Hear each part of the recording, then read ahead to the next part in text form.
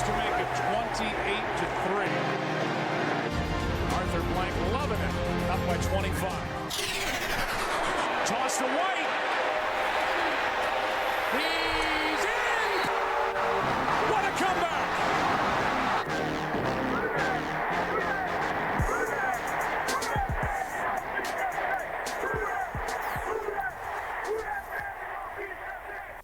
All right, welcome back to another episode of the 28-3 podcast. We're coming off of a significant Week 1 preseason victory, Saints over the Chiefs. Game-winning field goal in epic fashion by a guy who may or may not have been allowed to be in the building, Mr. Groupie. But saw a lot of good things, a lot of important things to talk about. I think there's some growth from some players. Maybe we wanted to see more out of others. Nick, you watched the game. What were your thoughts on what you saw on Sunday? Well, I guess we can start with what you're hoping to see when you go into these. And since we're playing the starters, I think every Saints fan's watching number one, Derek Carr, and what that looks like. I don't think you could have hoped for anything better out of him. The other thing I wanted to see is, we've had big debates about how the offense looked last year and creativity and differing opinions on that. And I wanted to see how Kamara was used. And I felt he looked like the old Sean Payton role in that offense. We got him into the passing game, the 17-yard catch down near the goal line. I think we scored the next play with the touchdown pass. Yep. That's what I wanted to see because that's where he's dynamic. Last year with, our limited weapons, he was reduced to, a grinded out running back running between the tackles way more than any of us wanted to see. In a role just, trying to play a ball control offense, and he just didn't look like himself. And I wanted to see them mix that up and the play call and change. And, with Jamal taking a bunch of carries, he was able to do that, get out into space, and he's a completely different player out there than the role he had last year. So I was pretty pumped about those two things because those were my, two biggest things. Obviously, A.T. Perry looked great. There were other spots. The defense only faced Mahomes one drive. We got the stop. Special teams stopped him on the fake punt or the Blake Bell up the middle. Right. So for me, I'm not a big preseason guy, as y'all know. I'm looking at those series where the actual players that we're going to see once the season starts are in there. Even Jameis, after the second, on the second series coming in, some pretty good plays. He looked sharp. Yep. So for me, I was really happy. I could care less whether we won or lost after that. That's what I was looking to see, and I think we saw it, and it looked good. Mike Thomas got a catch. We checked almost every box I was looking to see. Yeah, I think for me, I looked to the first drive. I think that stands out the most. I think that's what everybody wanted to see the most. And, you talked about wanting to see what Carmichael was going to do in general, but also wanting to see, is AK going to look like that same not quite himself AK, or are all the training camp versions of him we're seeing with the quick twitch and the shifty moves coming back? Are we going to see that translate into the game? I thought it was telling from play one of the entire game. The play didn't work out because Olave dropped the ball, but I was just thrilled to see some creativity right out the gate because, you've got Olave coming in motion and snapping it while he's in motion, coming under the offensive line, and then Carr tries to get it out to him in the flat. I mean, if that play works as designed, you're talking about a 10-yard pickup right at the chute in a pretty unconventional manner. And, it's like you and I argued about several episodes ago, Nick. It's just like, I didn't see that last year. I know you and I differ on that, but that's the shit I didn't see last year. And I think we saw a good mix of some creative plays on the first drive, but then also some of your just standard, like, all right, drop back, get some good protection. There's Juwan in the seam. Let's hit him. I was getting ready to say that play specifically, the third, I think it was 3rd and 8 to Juwan, and you see Carr go to the tight end, and you see the matchup problem start to take shape. Where, I think Carr showed what a lot of people, the real QB experts, the Grudens of the world, Ron Jaworski, they would say Peyton Manning is actually one of the most mobile quarterbacks in the entire league. And it sounds funny, but actually when you look at what they're talking about, it's their ability to move within the pocket and do it instinctively and do it quickly and decisively. And there was a couple, he only had 8 attempts, but there was a couple times where Carr, did a quick step up, quick step to the side, move the ball with him, and it reminded you of the stuff. Again, reminded you he's not there yet, but it reminded you of the kind of things that Breeze would do when he had good protection. He knew where his protection the ball was out. I mean, the ball was coming out. And if it didn't come out, he knew where he could go because he knew where his O-line was going to be. And Carr did that, and it was just great to see it. I mean, it's one drive. Who the hell knows what could happen in the year, but for one drive, the one drive he had, it looked awesome. I mean, so, Max, you wanted to talk about Derek Carr, I think in our second episode. Yeah, Derek Carr was extremely impressive, and it highlights the importance of having a competent QB and what it does for the rest of your team. We've seen the last 2 years where it's just been a wasteland at quarterback. And watching Carr, from game one, just have a command of the offense, it was impressive. And then seeing everybody else, Kamara was actually used the way Kamara is supposed to be used. We saw him in the screen game. We saw him getting, running routes, which I swear he hasn't. It feels like he hasn't caught 5 passes in the last 2 years. I know that's not accurate, but that's how it feels. Seeing that, though, was very encouraging. Carmichael, it seems, is back on his game as far as the play calling is concerned. Juwan Johnson this year, I think I've been on record saying I don't think he's as good as people have been hyping him up to be, but he's going to have a big year the way it's looking. We have a pretty solid tight end room at this point with Juwan Johnson, Foster Moreau, and now Jimmy Graham. That's rock solid. That's 3 guys you can trot out in the red zone and do some serious damage. The offensive line, it was encouraging. Trevor Penning, he played the game. He played more snaps than the rest of the starters. He came out unscathed. Big first step after last year where it seemed like he got hurt every time he got in the game. I know he had the one false start call against him, but other than that, man, he was mauling people. Yeah. In the running game. When he gets his hands on you, he is going to put your ass in the dirt. So if we can get this version of Trevor Penning the whole season, I think that's the pivot point for this team, the offensive line. We've gone on record talking about how their health is going to dictate how this offense does. And I think Cesar Ruiz, he had some more good plays. He looks like he's ready to build off of last season. So maybe it's the case of, the first 2 years were a wash, and he's turning the corner, and now he's headed towards being a really good player in this league. And remember, he's still young. I think Caesar's only 23 or 24. Yeah. Which, is really young in the grand scheme of things. But all in all, the offense was fun to watch. A.T. Perry, my guy, been on him since the draft. I don't know if I was on him as early as Corey was on Caden Ellis, but... I'm going to reserve my judgment on that for you. Maybe for a later episode. I'll make you sweat. But we have to admit that A.T. Perry looked good, and they were featuring him. He was one of the first ones off the bench after the first team went out. Once MT and Olave went out, it was pretty much A.T. Perry, and it was the A.T. Perry show. Yep. They clearly wanted to see what they have. Yeah. Oh, yeah. Where do you think he fits in, this season? AT?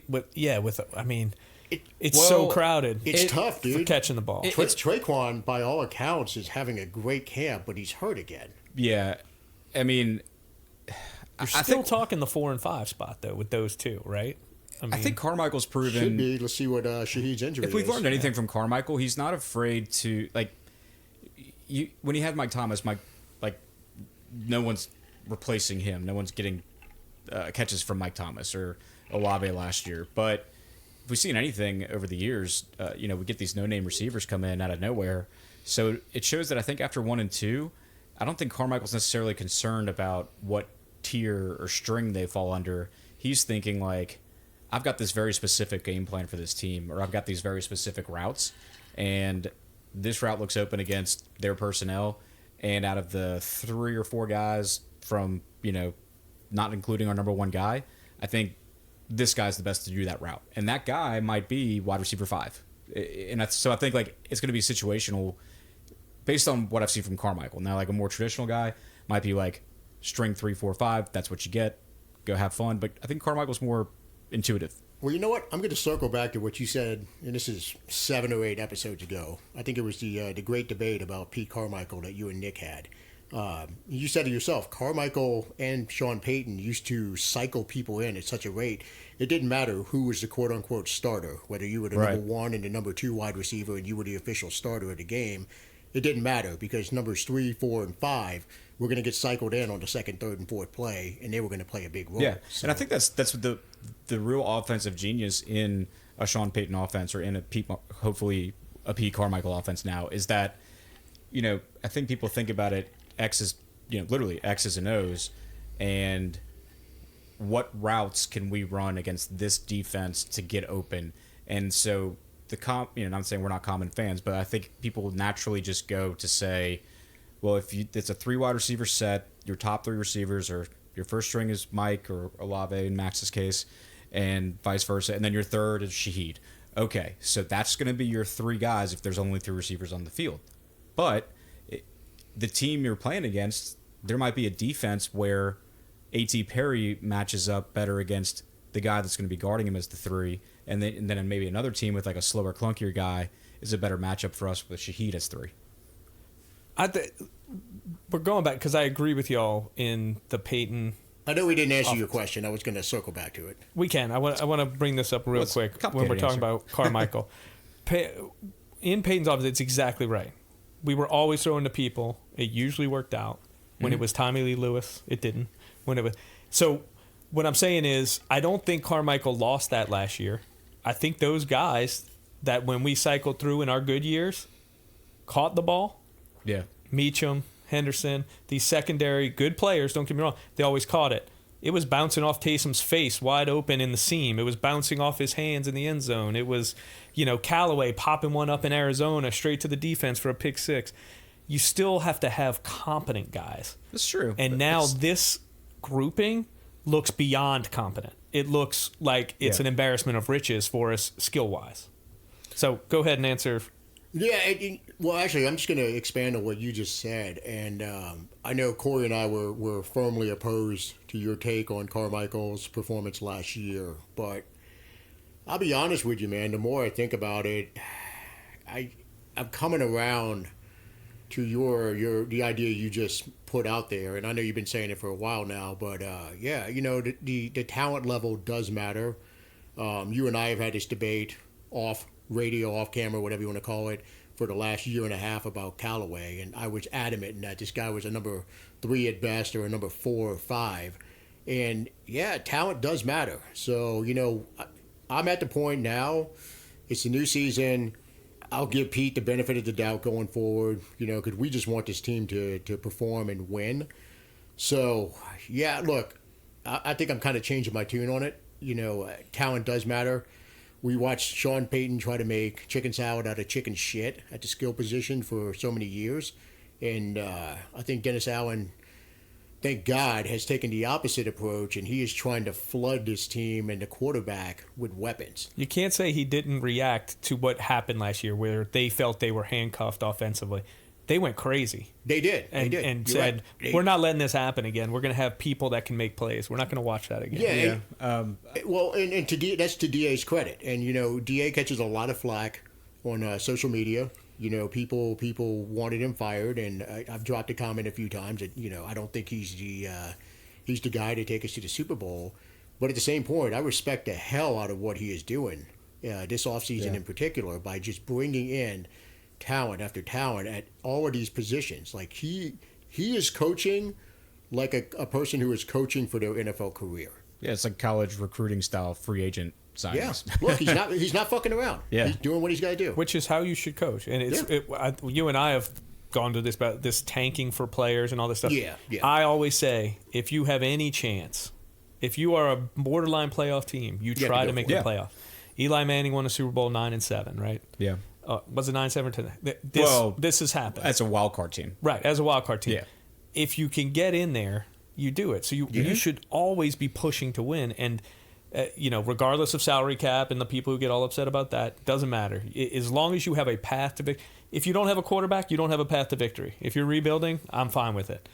We for sure have a quarterback now. Yeah. I'm not saying he's a top 5 guy. None of us believe that here.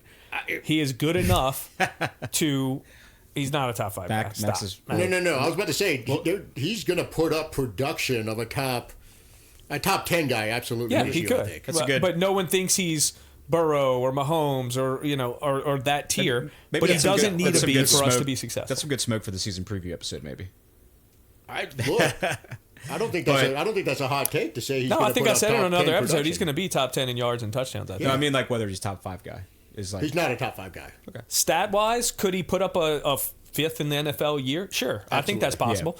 He's done it before, I think. Yeah. so you're Is he a top 5 guy when you need to win the playoff game? Not Even right now. so, no. Now, could he progress to that point? Maybe. He could. yeah, the evidence isn't there for that right now. So you're letting Nick off the hook on the Carmichael thing?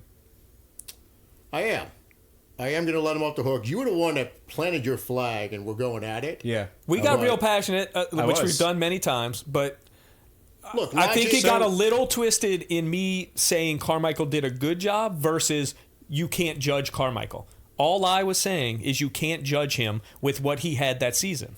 See, that's it right there. I'm going to agree with what he said because I don't agree with what he was saying in the moment. When because Carmichael does not get a pass for some of the just lack of creativity. There was no motion. There was no. Right. He basically said, "Fuck it, let's just run the ball into the line." But to Nick's point, the talent wasn't there, so he's probably sitting there like, Yeah, I mean- what am I going to do with this?" And you had a here's great what- defense that could win you Right. games. Here's So And that's DA's style. Look, they beat Right. the one game he coached for Peyton the year before. They won 9-0 9-0 in Tampa Right. against Tom Brady, defending Super Bowl champion. I'll do this, Nick. I'll do this. You're I'm right. not letting I Nick mean, completely off the hook. But you know, you're right. And I was the one who planted the flag on that and dug my wait, heels in you planted a flag Holy on shit. that issue. The like you know. Do you Like feel when you have more a strongly about strong that? stance on an issue, is that Do what you you're feel talking more about, Max? strongly about that or Caden Ellis? I mean, good, Two peas in a pod. amazing takes like that, Max, are just like 1 and 1A. They're really hard to judge. I'm fine if anyone hates him, But but, here's- they but all have to shut I'm the just fuck saying, up. If he comes you know- back this year and we have a top 10 offense and we're a competitive team, everyone has to eat shit. All I'm trying to say, Nick had some. You're right. Nick has some decent points about the talent wasn't there, and Well, what we all could knew he the what could he talent was really do in that situation? But in the words of Lee Corso, not so fast. Because I still disagree. I still think last year's Carmichael is a Carmichael that doesn't get a pass. He doesn't get to not be judged. It's a year. It doesn't mean he can't be better. It doesn't mean that if he's better this year, I'm going to say like I can't believe he's figured this thing out, because we've seen him as OC with Peyton figure it out. But what I'm saying is, last year for Carmichael, I still, even with bad guys, I didn't see the effort in the play calling to at least try it with the bad guys. But what I'll say is, last year is a year he can learn from, and at least say, what did we not do last year? What can we do this year? And you have the benefit this year of having even more talented guys. I'm not giving him a pass for last year either.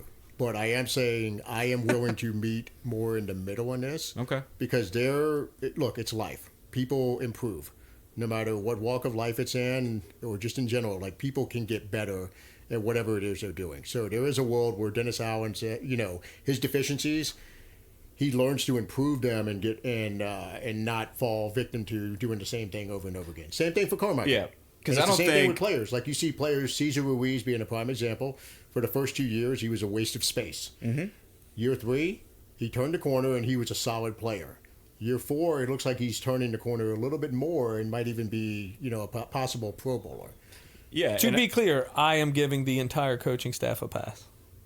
Okay, so I'm in the middle. Nick's on this side. You're Yeah, on that no side. pass. The main reason we had a top 20 offense, which is nothing to shout about, agreed.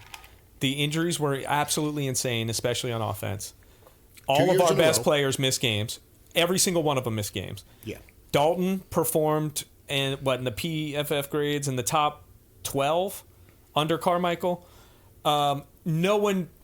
Very few people on the planet get more out of Andy Dalton than they got out of Andy Dalton last year. And we've all kind of agreed on Dalton's performance last year, way over expectations, but he's not good enough.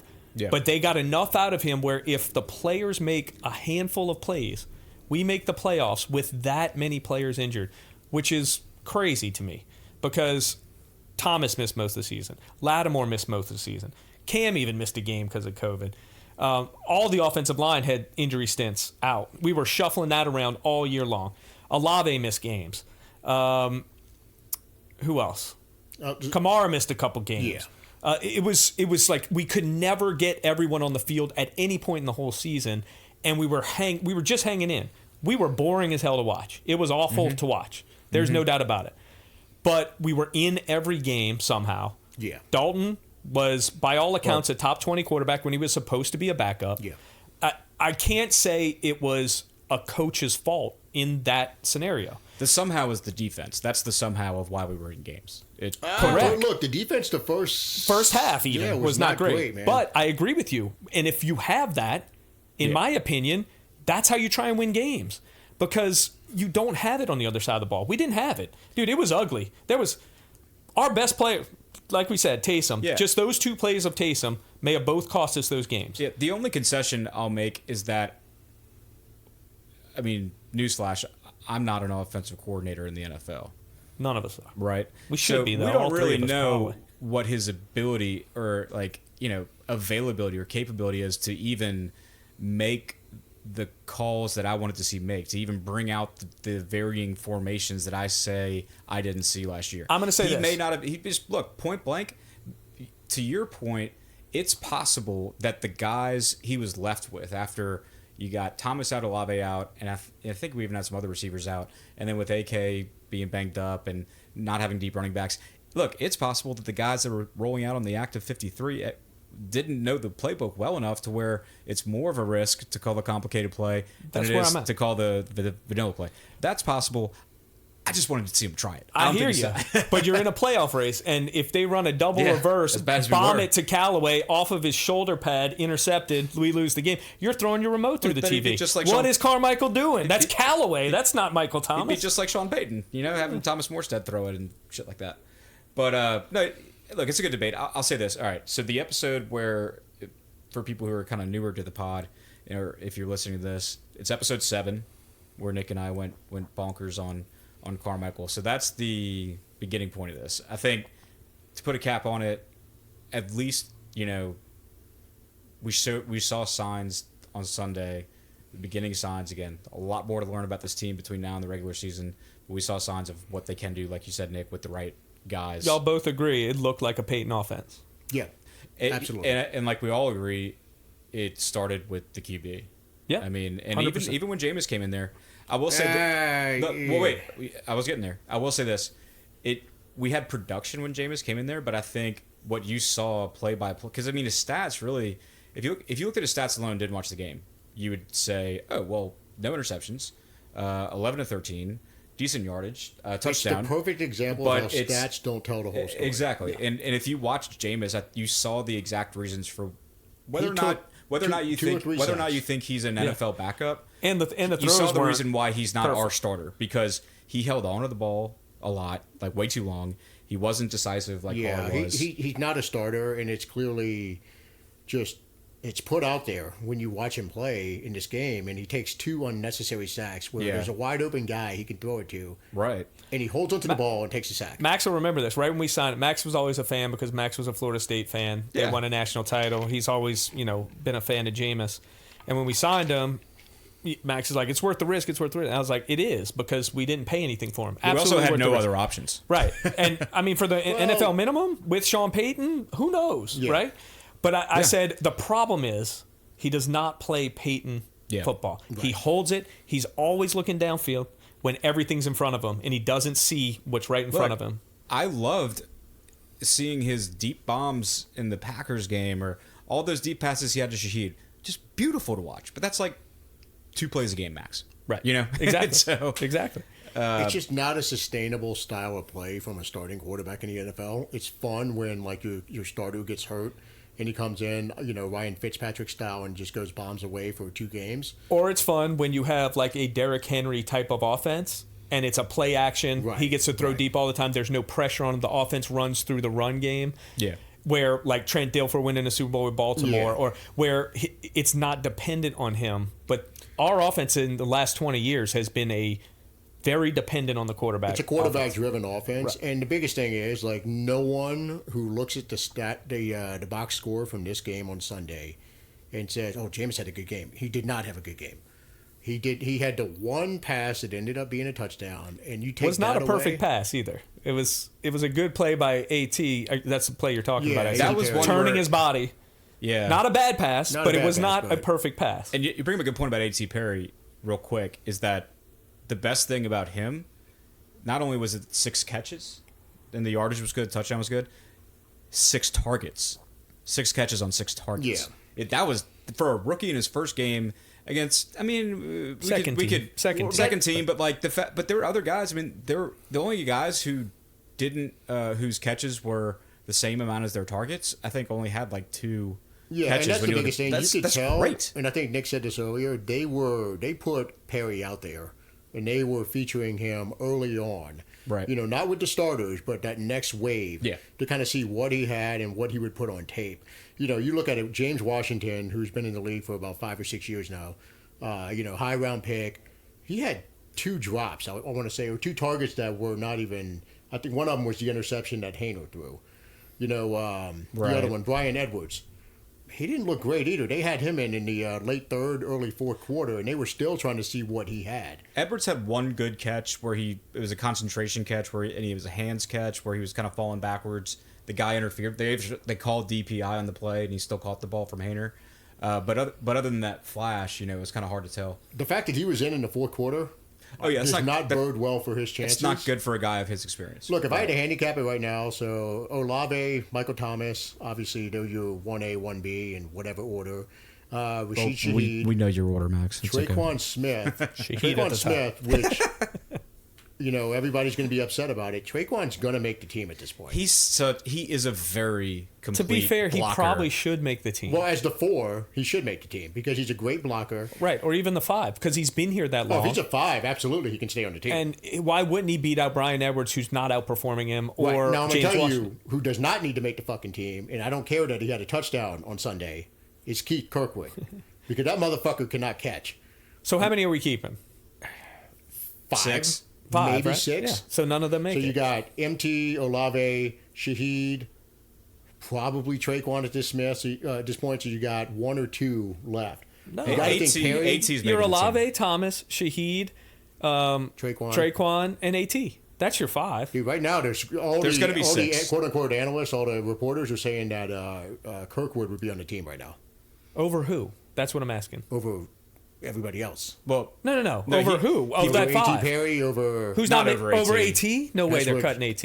Look, I'm not saying it. I'm just saying this is what the reports have been that Kirkwood has had an amazing camp. I would want to. I'm not. That's if they keep you, 6, maybe. Don't question me because I But hate I Kirkwood. would. Right, but I would love to see. I would love to hear from the journalist in our community who is saying Kirkwood makes the team over our. Before this draft game, pick. if you go read anyone, whether it's Underhill, Jeff Duncan, Triplett, any of those guys, I'm fine with Kirkwood making the team, but I'm not fine with. I am not fine with Kirkwood Kirkwood making making the team. He's a practice squad I'm player. He's a okay. practice squad guy. I think to me, making, Kirkwood's a guy off the street that you can sign at any point. He does not need to make the team over A.T. Perry. He's not going to. I don't care. Now I don't think. I think they threw him out there and they were like, let's make sure. Even before that, I just don't think there was any way they were going to take a chance cutting AT. But I mean, again, what does it say that he was out there on the opening drive, and it was very clear that the people that were out there were like guys who would be presumably playing on the real Sundays. Kirkwood was third guy out there. Yeah. They like They like him.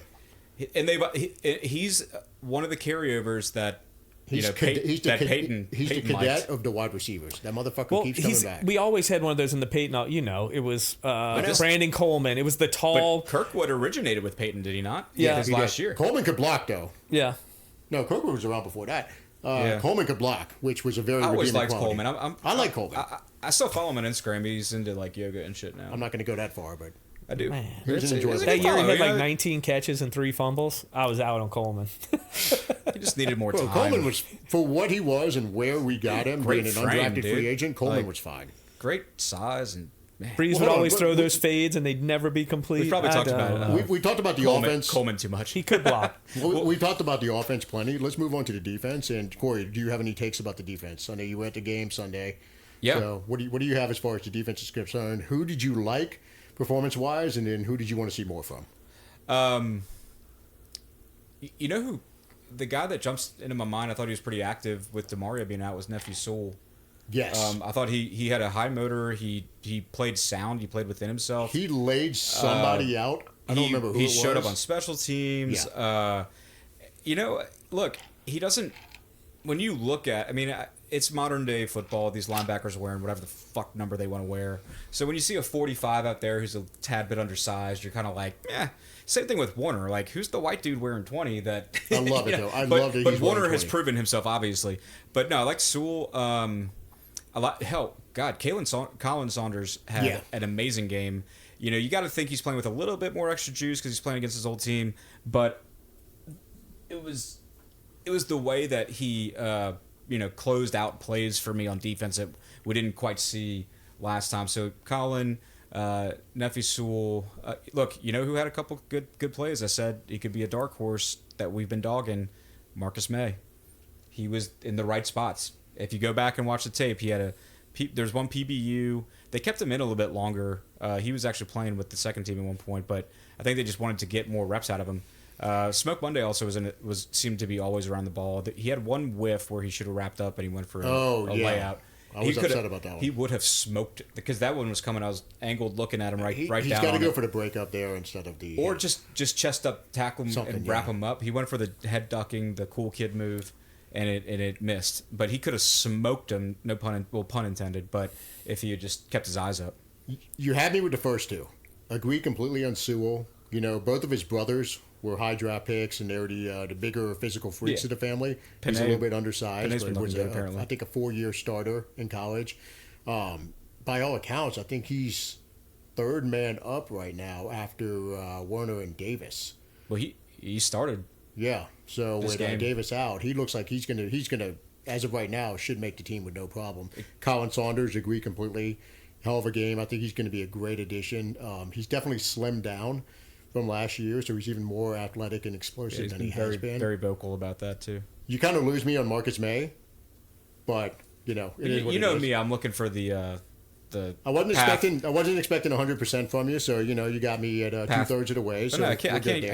I know I got to take the path less traveled. Once you said he was in with the second team, I fell asleep. He was in with the first team, but he stayed in with the second team. Man, I'll say Brian Brzee looked good. He is a beast. And they were talking about. Well, he looked good for a rookie. No, he looked good. Period. Like the dude is physically a monster, and when he puts it together and really understands what he's doing, like.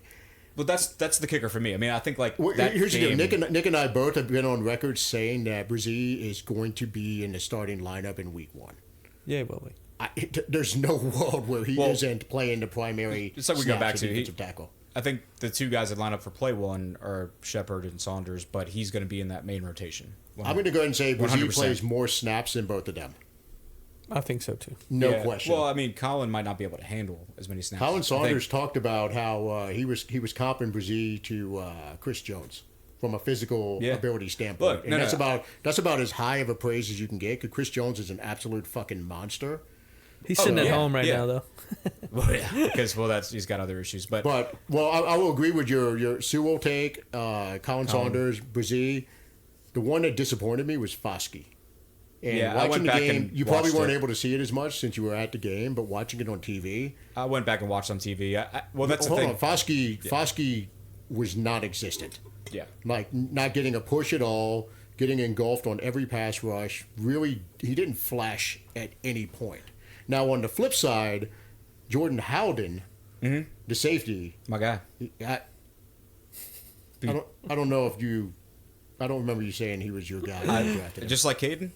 Loved him when we drafted him. Right. Okay. From the Pacific Northwest. As of mid-August, I knew he was from Minnesota, though. Actually, there we go. But no, he looked fantastic. Roman's favorite coach. I think we actually both said it during the draft review episode with Roman that we wouldn't be surprised if he ends up being the best draft pick or the most immediate impact draft pick. Yeah. Biggest impact. I'll be honest with you, man. Between him and Brzee, I think those two are going to be your guys on defense. The next wave. They're both just. They look like young studs. Let me just come back on you because what I meant with Brzee, and then I got something on Foskey because I went back and watched. But with Brzee, he looked. Is it Brzee or Brzee? I thought Roman said Brzee, but everybody in the radio said Brzee. I know it's bruh something. I'll have to go back and listen to episode 6. I don't remember what Roman said. I remember Roman saying it's like bruh. Zay. I've listened to Adam butcher it so many times on their podcast that I'm not even sure what the hell's real anymore. We have to text. He's gonna have to play well enough to garner a nickname soon because you know what I mean. Like we don't need a fucking nickname for everybody. His nickname for everybody shit is stupid. But I hope he never says anything, and then 5 years from now he just says, "Actually, I've all been pronouncing my name wrong," and tell us what it really is. That would be fucking fantastic. just call me Brian B. But no, we're talking about his name for like almost 2 minutes now. He needs a nickname. That's when you need a nickname. I'm gonna text Roman right now. We'll ask him. Well, continue on with your. Tell him to leave a voice message so you know because like. Anyway, but look, he there's no question he was motoring like 100% every play. His swim move worked at times. I worry about, but when he pulled the swim move out, man, he's like it makes me nervous. He turns his back completely to the offensive guard. I wonder how that's going to work against a starter guard, like a good starter when we come up against him. Like if they've seen that move before, they just knock him on his ass. It's not holding. And then, but yeah, it was.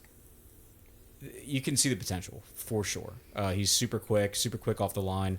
Now with Foskey, it was funny because you know I'm at the game, and you know everybody knows when you're physically present at a game, it's everybody says, oh, if you're a real football guy, you don't follow the ball. Well, it's hard not to do that at a game, right? And sometimes it's even hard to see the numbers depending on like even if your seats are really good, depending on how far away they get from you on the field. But so it wasn't really until y'all texted because we were texting during the game, and Max said, "Dude, Foskey, I forget what the words was, but like doesn't look good." And it wasn't until that point where I started looking for him, and by that point it was like late in the fourth quarter. So I went back and watched his reps, and you know you're right, like he was non-existent because you didn't hear his name called in the dome once. But the only thing I'll say is this. That I'm not hitting the panic button on him yet is because the things that he just looks like your typical D-line rookie where, and here's the thing, Notre Dame, you know, Garland talked about it, how like we pulled from big programs drafting from Ohio State and Notre Dame and I forget the other big schools we took from, but you know, Notre Dame really though, they line up against some good teams, but the competition they put in front of themselves is not the same as the guys who go to these SEC schools or play against your Oklahomas or USC. I mean, I know Notre Dame plays against USC, but like he just looked like a guy who has a lot to learn in the intricacies of the game. He was trying. I mean, he was hustling. He didn't take any plays off. I saw that, but he was just getting stood. If he got separation from the tackle, he could get there. But the second they got hands on his pads, he was stuck. Yeah, but here's my thing. He's playing in the third and the fourth quarter against guys that are going to be Amazon delivery guys in the next month. Like, he needs to be flashing physically against these people.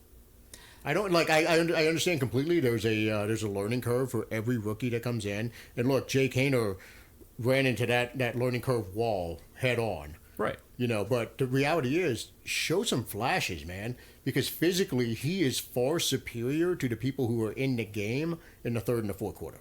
Yeah. No, I absolutely would have preferred to see flashes out of him. I think he's... And by all accounts, everyone has reported he has not flashed during camp. He almost looked out of shape even in the game. We're just looking for a Davenport replacement. I don't know what y'all are looking for here. Oh, don't tell me. Yeah. Fuck. Well, we drafted him high enough to where I agree. I'm with Max that I want to see him flash. I'm just not hitting the panic button yet. I'm not hitting the panic button yet, but I'm just saying, God damn it, show something. Just like Nick gave Carmichael a pass for an entire season, I'm giving Foskey a pass for one preseason game. But D-line too, I mean, I know he was, you know, a little higher than, say... You know he's the fifth man up at this point, right? Yeah. Yeah.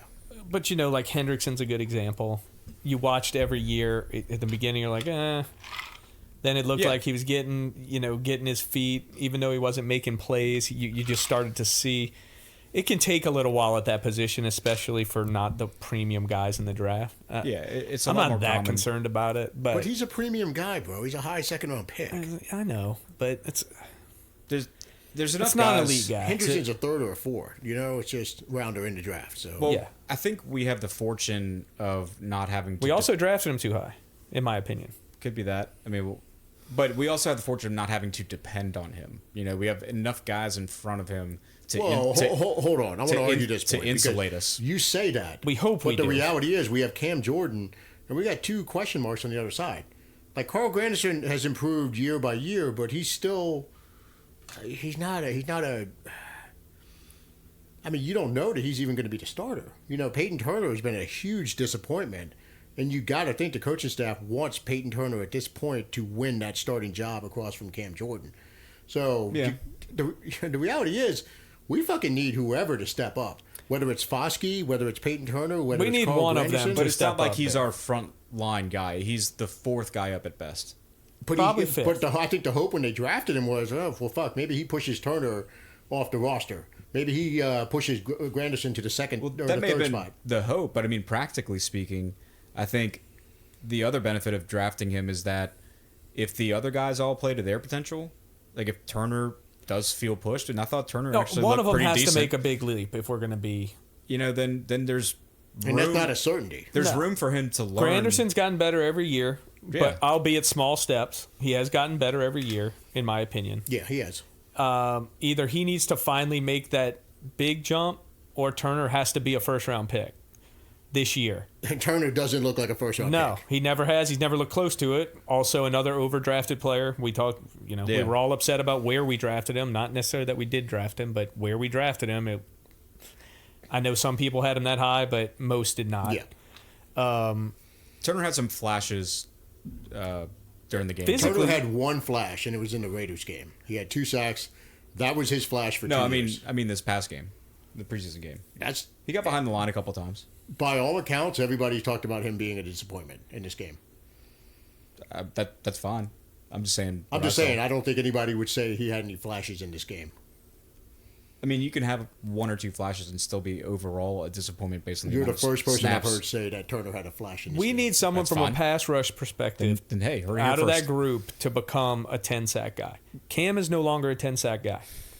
Cam is still a Fuck, very just be good an player. 8-sack guy. Huh? Just be an 8-sack guy. We need somebody bringing pressure. And now Granderson may not play all the plays, but could be a 10-sack guy if we put him in the right situational, down and distance play.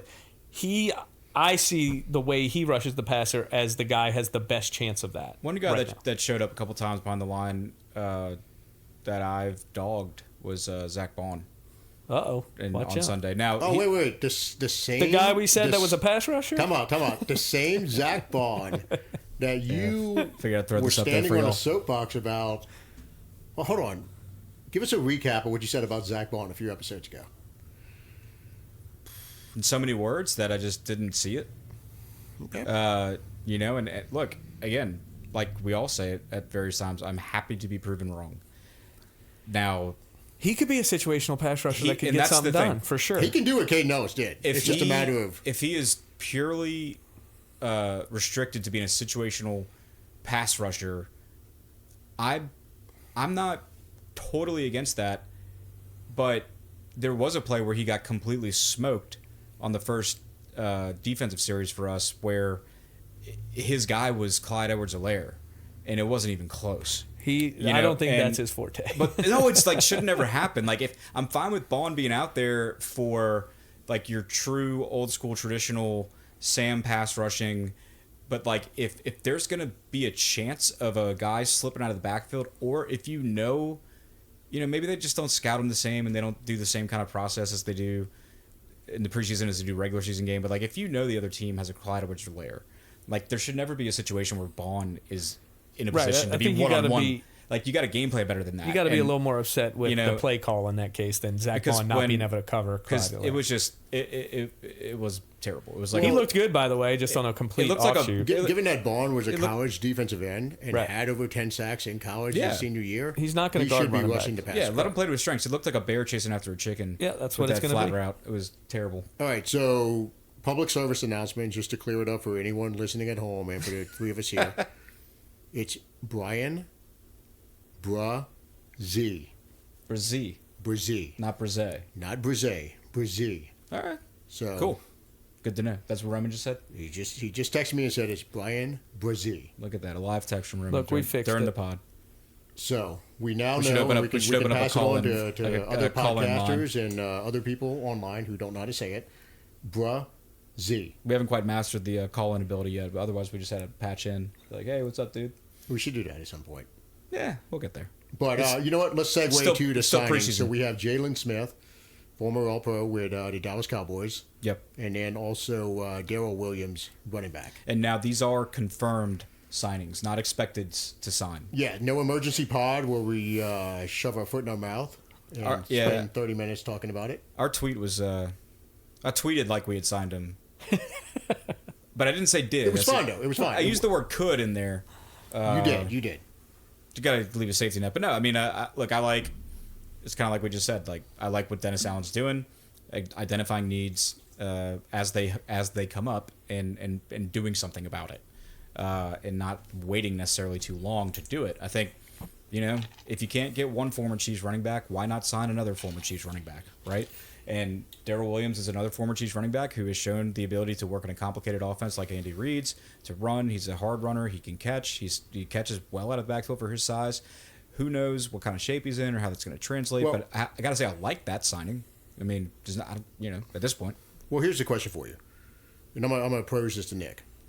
What do you see the Jalen Smith signing turning into this year? Is he the third guy? Is he the one that's going to be... He's probably the third guy, but that doesn't make me feel great. Do you think he replaces Bond? Because if he's taking a different player. Different player, yeah. So he's going to be the guy if DeMario or Werner gets hurt. He'll take those spots. That's what I think. Is him? But if they're healthy, is he the third guy? Oh, on the field? Yeah. Like when we run three linebackers? No. Because that would be... You think Bond? Yeah, probably. I think what I saw out of the way the Giants used him and Cowboys, he seemed to me to be more of an off-ball rusher than your typical he's fast as fuck. Mike or Will. I know he's listed as a Mike. Before the injury started to set in, he absolutely was incredible. Well, remember, he was injured coming into the NFL. Right, well, he got, was it the bowl game or the game before the bowl game? He should have never been playing in. Before that, blew his knee out. He was projected to be the top 10. He was top 5 guy. Yeah. He was a Micah Parsons before the injury. I mean, he was a freak. Now look, absolute freak. His stats from a year ago, I mean, staying healthy for every game that he played in. Started 13 games, 88 tackles in 13 games. I mean, 3 TFLs, maybe you want that to be higher. 1 sack, you want that to be higher. But I think I'm all for signing him. Don't get me wrong. How much impact do we get out of him? I'm not counting on a lot. Yeah. I think we'll get some good snaps out of him. Darrell Williams, I feel like with Kendra Miller's injury, he's probably going to miss the next 2 preseason games. So you got to think they move him along slowly. So Darrell Williams probably makes the initial 53-man roster along with Kamara, who's going to be suspended. I don't think he counts towards the 53-man for his suspension. Mm-hmm. So you'll probably see Jamal Williams, Kendra Miller, Darrell Williams, and Merriweather, the rookie. As of right now, you got to think he probably makes the team as well initially for the first 3 weeks. And then somebody's going to get cut, whether it's Darrell Williams or Merriweather, once Kamara comes back. We're practice squadded. They'll practice squad. He maybe gets moved to the practice squad. He looks solid in the game. He's a big running back. He's from a tiny-ass school. I think he looked good for what he is. I mean, we don't know what he is. No one has seen him play. No, but being there is no film on him. There's no film on him. But that's what he is. He's like an unknown. For being an unknown, 4-string. He's writing his narrative right now. So, look, he could come out next week and go bananas. He talked about the coaching staffs, their main focus with him has been getting his pad level lower. Yeah. To where he can punish tacklers. I think he's 6'2", 225. So I love his size. And look, just the fact that he was even physically get out into the flat to be in position to catch that ball from Hainer. Yeah. To almost make that 2-point conversion, and holy shit, what a terrible 2-point conversion attempt that was. But the track record of this team with undrafted running backs, we've had Pierre Thomas, Chris Ivory. There's Kyrie Robinson. There's potential for Travaris somebody. Cadet, remember him, Nick? I do remember him. Who's that? Travaris Cadet, remember him? Don't ever bring that name up again. There's a track record with this team in finding undrafted free agent running backs who can make an impact. So, look, we'll see what happens with him. But I think at this point, let's go ahead and talk about what we think about the game coming up this weekend. Any thoughts on it, Corey? So, what do you want to see? I guess. Well, I think it's less about, this is one where we're going to be doing joint practices with the Chargers out in LA. So it's less about the game itself for me and more about what we hear and maybe are allowed to see from the joint practices themselves, because you've, not only do you have the chance to have these guys line up ones versus ones in a scrimmage format, 11 on 11, but they get the chance to drill against each other. And so you've got, one of them, the biggest one that's being talked about right now is Penning And Bosa. be able to go up against Bosa. Yeah. And that's going to be, even if he gets owned, Penning gets owned, we'll say, well, okay, now we know he's got some room to grow. But what we do know is there will be a fight. But there's going to be a fight, yeah. Or there's a chance that, Penning gets a couple reps on Bosa and puts him in the dirt on a couple plays, and we know that that's in his bag. I just want to hear he has competed with him on every play. That's what I want to And also, look, for a team, the games are where you prove it, and now in these joint practices, they get to prove it in the practices as well. Prove what? I mean, prove what everybody says they see in training camp. And one of the strengths that everybody says is big strength of this team is the DBs. We've said it. We've talked about it. Well, now you get Herbert, who gets to throw to Keenan Allen, Mike Williams, the new rookie Quentin Johnston, and so all of our DBs get to pick one. They're going to have somebody to guard. That's going to be a test, and I think it's going to be good to it's good for them to have that experience early on, a good barometer, a good benchmark, and again, if they do well, maybe we get some cool shutdown stories from Marshawn versus Keenan or Marshawn versus Mike Williams, or how did Alontae Taylor do against the TCU kid, stuff like that. That's what I'm looking forward to more. That the game will happen, but I doubt that we'll really see many starters in the game itself. Nick, what do you think? You know my stance on preseason, dude. You'll watch the first 2 drives and that's it. Exactly. Do you think there's okay? So someone who's not a big preseason guy, and you've professed that. Nick will check out when Carr checks out. What are your thoughts though about the fact that they have these practice style settings? And I like those a lot. Practices are great. I like those a lot. How much do we get as fans out of them? Well, we can't see. We can only see so much. Right. Well, I mean, there's that infamous clip of that DeAndre Hopkins. Was it Leon Hall, Max? Where Hall's just ripping him apart, talking shit, and the next play, Hopkins just breaks his ankles, catches the ball, goes for a touchdown. A huge fight breaks out. I love that shit. That's awesome. But as far as spectator, how much am I going to get out of knowing where we stand as a team out of it? I just don't think there's a whole lot there. Even if Bosa cleans Penning's clock, am I going to necessarily think, oh shit, we're in trouble with Penning starting? No, I'm not going to necessarily think that. Because it's Bosa. Right. Yeah, exactly. So I love that they do that. I think it is extremely helpful to the players. I don't know that us as fans get a ton of information out of it. Yeah. I hate preseason. If teams would put a little more like they did in the old days in the preseason, I would get into it a little more. I'd like to see that full quarter or that full half where they're actually going at it. You did mention that last episode where it back in the day, no one had this, treating it like worrying about what's going to happen. It was just like, nope, we got to get ready. It's a game. It just doesn't count. So, Bobby Hebert, get the fuck out there. Yeah. And I'm not saying play 60 minutes and get into the fatigue part of it as you're, getting conditioned up. But playing one series is really, that's the only one I'm concerned about. How do we look starters on starters? Yeah. Yeah, and the reality with the preseason now, what are we at? We're at 17 regular season games and 3 preseason games. It's a matter of time before we're at 2 preseason games and 18 regular season games. Right, that's where we're headed. I mean, the NFL's wanted that the whole time. They're just trying to get past, how do you compensate the players more? How do we look good in the narrative of head injuries and things like that? Right. That's all it's So the reality is we're going to get to this 18-game regular season at some point, and then fucking that's going to be it. You're not going to see starters in the preseason at all. They might play a one series, and that's going to be it. It's going to become the norm, not the exception, that weeks 1, 2, 3 of the regular season it's going to be similar like Major League extended preseason. Major League Baseball to it, where it's not like no, they're not playing 162 games, but no one in MLB is saying that the teams that make the playoffs are the same teams they were to begin the season. The teams themselves will go through progression. They will be a little bit. Some will be sluggish out the gates. Some won't. Some will come on strong at the end. Some won't. It's just something we're all gonna have to deal with. It's gonna suck, but it's gonna be part of the deal. It is what it is. I'd rather have 18 regular season games than 2 preseason. I hate the preseason. Hate it. I'll say, look, going to the Dome. I'll close it with this. Close my thoughts with this anyway. But like, I thought it was. I mean, I've said this before. Going to a preseason game, to me, it's kind of like you get all the benefits of the atmosphere of a game and none of the stress that comes with a regular season game. And also, you know, I'd say I agreed with you 100% you can 10 kinda- years ago. Yeah. And now I'm just like so checked out that it's hard for me to be invested. I mean, but I guess like the game experience was good.